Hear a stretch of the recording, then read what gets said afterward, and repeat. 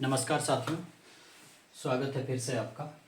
आज हम लोग देखेंगे विकास के आयामों को।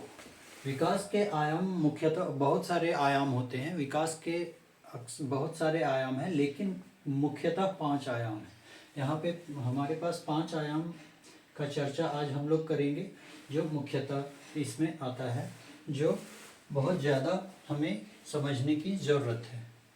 तो पहला है शारीरिक वृद्धि एवं विकास, और मैंने कल ही बताया है शारीरिक वृद्धि एवं विकास के आधार पर हमारे विकास का जो है वो अवस्थाओं को मैंने कल बता दिया है। आज हम लोग देखेंगे शारीरिक वृद्धि और विकास को। पहला शारीरिक वृद्धि एवं विकास, पहला आयाम क्या है? शारीरिक वृद्धि एवं विकास। दूसरा मानसिक विकास, तीसरा भाषाई विकास, चौथा सामाजिक विकास और पांचवा सांवेगिक विकास। तो हम लोग अभी एक एक करके देखेंगे। शारीरिक विकास से जैसा कि जिसके लिखावट से ही पता चल रहा है कि शारीरिक विकास में शरीर का विकास होगा। तो मुख्यतः गर्भकालीन अवस्था से ही शरीर का विकास होना शुरू हो जाता है। बोन्स वगैरह बनना शुरू हो जाता है, मस्तिष्क बन जाता है, मतलब सारे चीज़ का पूर्णतः निर्माण हो जाता है। कहाँ? गर्भ अवस्था में। जब बच्चा गर्भ में होता है तो गर्भकालीन अवस्था में ही हमारा शरीर का निर्माण मतलब संभवतः पूरी तरीके से बन ही जाता है, एक दो चीज को छोड़कर। तो शारीरिक वृद्धि एवं विकास पहला हो गया विकास का आयाम में। तो शारीरिक विकास सबसे ज़्यादा तेज गति से गर्भावस्था में होता है, उसके बाद शैशवावस्था में होता है। शैशवावस्था जन्म के बाद शैशवावस्था, अगर जन्म के बाद पूछेगा तो शैशवावस्था में सबसे तेज गति से वृद्धि होता है हमारे शरीर का। उसके बाद आता है बाल्यावस्था, 2 वर्ष से 12 वर्ष तक बाल्यावस्था है। तो बाल्यावस्था में भी शरीर का विकास तेजी से होता है। उसके बाद किशोरावस्था में, उसके बाद फिर धीरे धीरे कम हो जाता है शरीर का विकास होना। तो इस तरह से शारीरिक विकास संभव हो जाता है। इस तरह से शारीरिक विकास से आप ये इस तरह से समझिए कि शरीर का विकास मतलब साइज का विकास, शरीर के साइज का, बॉडी का साइज में चेंजेज आएगा, वेट बढ़ेगा, बॉडी का वेट, कुछ वेट होगा, मतलब जितने भी चेंजेज आएगा वो दिखाई देगा। शरीर में जितने भी चेंजेज आएंगे वो दिखाई देंगे, उसे हम शारीरिक विकास कहते हैं। जैसे हमारा शरीर, यहाँ से एक सींग निकल गया, तो सींग ये क्या है? शारीरिक विकास। इधर भी सींग निकल गया, तो ये क्या हो जाएगा? शारीरिक विकास हो जाएगा। तो इसी तरह से हमारा हाथ निकल गया, पैर आ गए, तो ये मुंह आ गया, तो ये सारी चीज, दांत आ गए। जैसे जन्म लेने के बाद दांत आता है, तो दांत का आना भी किस में आ जाएगा? शारीरिक विकास में आ जाएगा। तो इस तरह से शरीर के साइज, वेट वगैरह का बढ़ना ही हमारा शारीरिक विकास है। इसमें मांसपेशियां वगैरह बढ़ने लगता है, मसल्स वगैरह का निर्माण होना शुरू हो जाता है, बोन्स वगैरह बन जाते हैं। इस तरह से हमारे शरीर का निर्माण, नर्वस सिस्टम वगैरह सब बन के तैयार हो जाता है। किसमें? शारीरिक विकास में। अब हम देखते हैं मानसिक विकास। मानसिक विकास में मस्तिष्क का मतलब बौद्धिक क्षमताओं का बढ़ना, बौद्धिक विकास होता है। इसमें मानसिक विकास में क्या विकास होगा?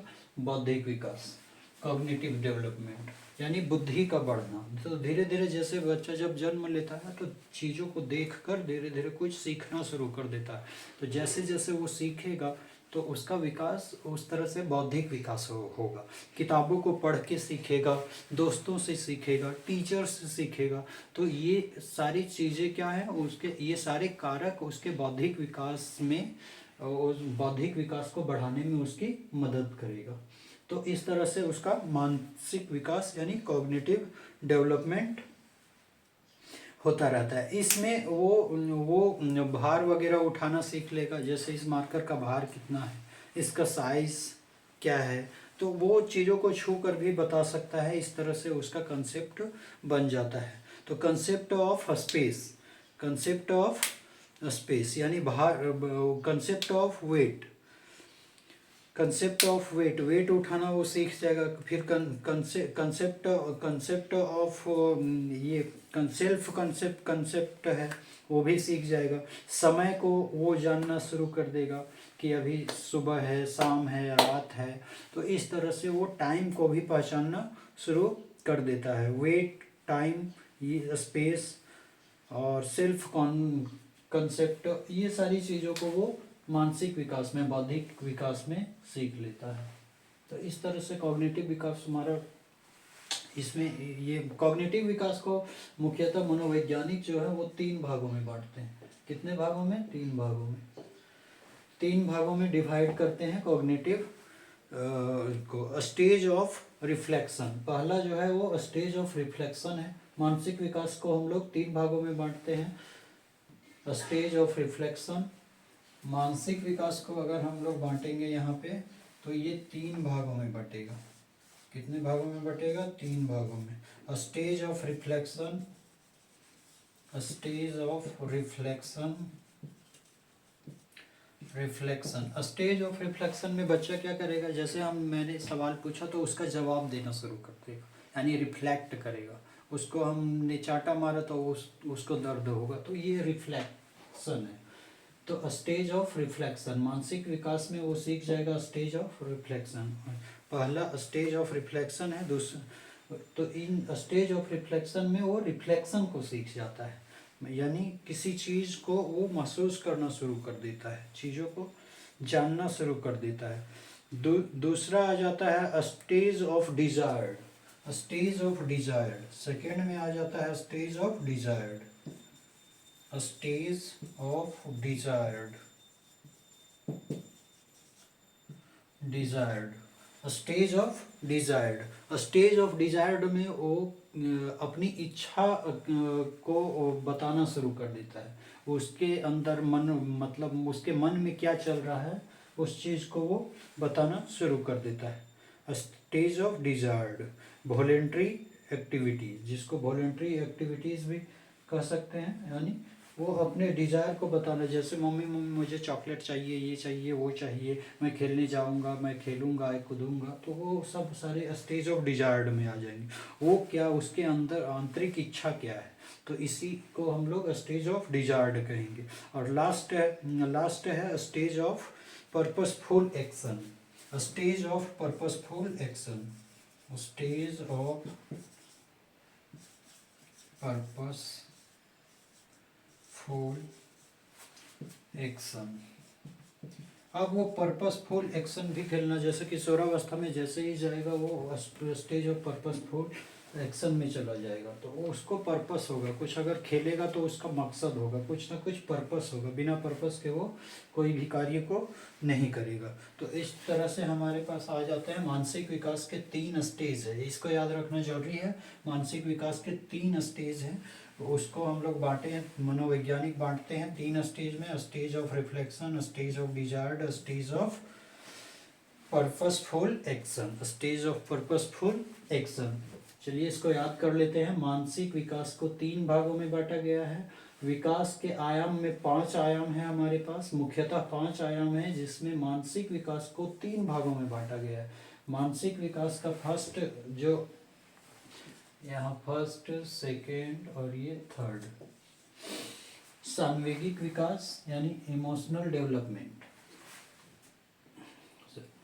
इसको अभी बाद में देखते हैं। स्टेज ऑफ रिफ्लेक्शन, पहला मानसिक विकास का पहला स्टेज क्या है? Stage of reflection, stage of desired, stage of purposeful action. Stage of reflection किस में आ जाएगा? बाल्यावस्था में। ये बाल्यावस्था में शुरू हो जाएगा। स्टेज ऑफ रिफ्लेक्शन बाल्यावस्था में शुरू हो जाएगा। स्टेज ऑफ डिजायर्ड, ये भी बाल्यावस्था से शुरू हो जाता है, ये भी बाल्यावस्था से शुरू हो जाएगा। फिर स्टेज ऑफ पर्पसफुल एक्शन, ये कहाँ से शुरू हो जाएगा? कुछ तो बाल्यावस्था और किशोरावस्था, ये सब में चला जाएगा। बाल्यावस्था, किशोरावस्था और वयस्कता में चला जाएगा। तो ये 3 स्टेज को याद रखना है। मानसिक विकास को हमारे मनोवैज्ञानिकों ने 3 स्टेज में बांटा है। पहला stage of reflection, stage of desired, stage of purposeful action. चलिए आगे देखते हैं। अब आगे भाषाई विकास, अब भाषा का विकास होगा। भाषाई विकास में भाषा का विकास होगा। जब बच्चा जन्म लेगा तो कुछ ना कुछ सीखेगा, अपने माँ बाप को बोलते हुए देखेगा तो वो भी कुछ ना कुछ सीख जाएगा। तो इस तरह से उसके भाषा का भी विकास शुरू हो जाएगा। लैंग्वेज का विकास, वो कई लैंग्वेज को एक साथ सीख सकता है। वो कई लैंग्वेज को क्या करेगा, एक साथ सीख सकता है। उसके माता पिता जितने लैंग्वेज जानते हैं वो सारे लैंग्वेज को एक साथ वो सीख जाता है। यानी किशोरावस्था का सॉरी बाल्यावस्था में ही वो अपना भाषा को वो पूर्णतः सीख लेता है। बाल्यावस्था में वो भाषा को पूर्णतः सीख लेता है। कौन सी भाषा, मातृभाषा, जो माता पिता उसके बोलेंगे या आस पड़ोस के लोग बोलेंगे। जैसे इस स्कूल जाएगा तो बच्चा स्कूल में इंग्लिश को भी सीख लेता है और अपनी एक मातृभाषा को सीख लेता है। यहाँ 3 भाषा को सीख लेता है। एक मातृभाषा, हिंदी कंपलसरी है भारत में तो हिंदी को भी सीख लेता है, और एक थर्ड लैंग्वेज है अंग्रेजी। अंग्रेजी भी कंपलसरी है, इंग्लिश को भी वो सीख लेता है। तो आजकल के बच्चे जो हैं वो मुख्यतः 3 लैंग्वेज को एक साथ सीख जाते हैं। तो किशोरावस्था समाप्त होते होते वो 3 लैंग्वेज को सीख जाते हैं। किशोरावस्था जैसे ही उसका समाप्त हो जाएगा वो 3 लैंग्वेज को सीख, इसको 3 भागों में बांटा गया है। इसमें 3 लैंग्वेज सीख जाता है किशोरावस्था समाप्त होते होते। तो इस तरह से वो लैंग्वेज को सीख जाता है। तो भाषाई विकास में भाषा का विकास होगा। तो ये तीनों, ये सब सारे विकास एक साथ चलते हैं, अलग अलग अवस्था में नहीं चलता है। ये जैसे बाल्यावस्था में शारीरिक विकास भी हो रहा है, मनोवैज्ञानिक मानसिक विकास भी, भाषाई विकास भी हो जा रहा है, सामाजिक विकास भी हो जा रहा है, सांवेगिक विकास भी हो जा रहा है। तो ये सारी विकास की जो प्रक्रिया है वो निरंतरता बनाए रखती है, लगातार चलते रहती है और सारे अवस्थाओं में चलती रहती है। ऐसा नहीं कि रुक जाता है। तो सारे अवस्थाओं में एक साथ चलती रहती है। ये पांचों का पांचों जो है वो विकास आयाम जो है वो पांचों एक साथ चलता रहता है। ऐसा नहीं कि कोई रुका हुआ रहता है। किसी किसी बच्चे में रुक जाता है तो वो अलग बात है। जैसे किसी बच्चे में सामाजिक विकास नहीं हो पाता है तो वो अलग चीज़ है कि एकाध विकास रुक जाता है। वैसा माहौल नहीं मिलने पे उसका विकास क्या होता है, रुक जाता है। अब हम लोग देख लेते हैं सामाजिक विकास। सामाजिक विकास में समाज से सोशल जैसे होगा, बच्चा किशोरावस्था में जाएगा तो अनेक लोगों से मिलेगा, बड़े बुजुर्गों से मिलेगा, टीचर से मिलेगा, इधर उधर लोगों से मिलेगा, अपने गांव में मिलेगा, अपने गांव मोहल्ले में मिलेगा। तो उन लोगों से बातचीत करेगा तो उस तरह से उसका सामाजिक विकास होता है। तो यहाँ पे सामाजिक विकास उसका हो जाएगा अपने आस पड़ोस के लोगों से, या फिर कहीं साथ में मिलजुल कर काम करना रहा तो वहाँ पे सामाजिक विकास हो जाता है। जैसे भंडारा वगैरह चल रहा है तो वहाँ कुछ बांट रहे हैं, लो तुम भी खा लो, लो तुम भी खा लो। तो इस तरह से उसका सामाजिक विकास वहाँ से शुरू हो जाता है और उसका सामाजिक विकास जीवन पर्यंत चलता रहता है। सांवेगिक विकास, अब इसमें सांवेगिक विकास में देखते हैं। सांवेगिक विकास का मतलब है उसका संवेग किस तरह से काम कर रहा है, मतलब उसका बुद्धि जो है, उसका संवेग, उसका अंदर का आत्मा जो है वो किस तरह से काम करता है। सांवेगिक विकास से तात्पर्य इस बात से होता है कि बालकों में विभिन्न तरह का संवेग कैसे होता है। बालकों में विभिन्न तरह का संवेग कैसे होता है, किन कारकों द्वारा होता है, उनका विकास प्रभावित होता है और किस पैटर्न पर संवेग बालकों में विकसित होता है, संवेग का प्रभाव बालकों को किस प्रकार पड़ता है, आदि आदि। तो इन तमाम चीज़ों को सांवेगिक विकास में रखा गया है। इसमें मुख्यतः जैसे कि मैंने कोई बच्चा के सामने बाघ आ गया तो बाघ से क्या होगा, वो डर जाएगा। तो ये डर क्या है, इमोशन। मुख्यतः इस इमोशनल डेवलपमेंट इसीलिए इसको कहा गया। तो इसमें इमोशन का खेल है, पूरा का पूरा क्या है, इमोशन का खेल है। उसको डर आएगा, क्रोध आएगा, दिखाई नहीं देगा इमोशनल। ये सांवेगिक विकास जो है वो दिखाई नहीं देता है। सांवेगिक विकास हमें दिखाई नहीं देता है पर वो होता है। जैसे मुझे गुस्सा आ गया, क्या है सांवेगिक विकास, मैं रोने लगा, दुखी हो गया मैं, क्या है सांवेगिक विकास। तो इसमें दुख, सुख, ये तमाम चीज़ों को इसमें जेलसी, अफेक्शन, अनुराग को दिखाएगा, दुख को दिखाएगा, हर्ष जॉय को दिखाएगा, हैप्पीनेस को दिखाएगा, एंगर क्रोध, डर, जेलसी, इस तमाम चीज़ों को जिसको हम महसूस करते हैं, जिसको अंदर से हम लोग महसूस करते हैं, जो दिखाई नहीं देता है, वो तमाम चीज़ें किस में आ जाएगा, सांवेगिक विकास में आ जाता है। संवेगात्मकता का प्रभाव शिक्षार्थियों पर धनात्मक या ऋणात्मक दोनों तरह से पड़ सकता है।